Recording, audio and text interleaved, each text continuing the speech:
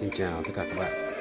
Hình ảnh các bạn đang xem là từ camera SCM200, giá 1.600.000.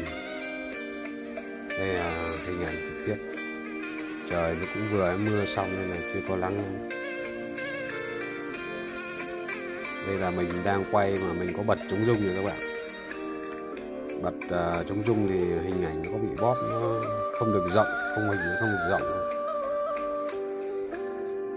Với camera này thì mình quay là mình lia máy mình phải từ từ, chứ là mình mà chuyển động nhanh quá thì là máy nó không theo kịp, nó sẽ bị giật đấy các bạn.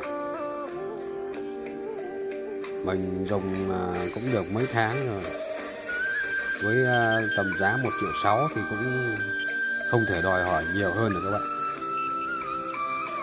Giờ người ta review toàn cam DJI 360 với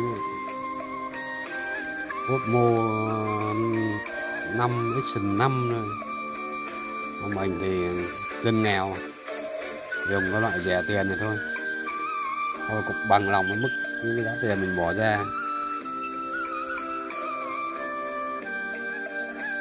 Các bạn xem thấy hình ảnh của camera có chấp nhận được không?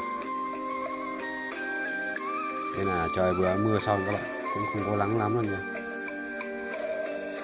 Mình quay một đoạn đồng quê quanh nhà mình cho các bạn xem hình ảnh trực tiếp từ camera rẻ tiền 1.600.000 SCM200.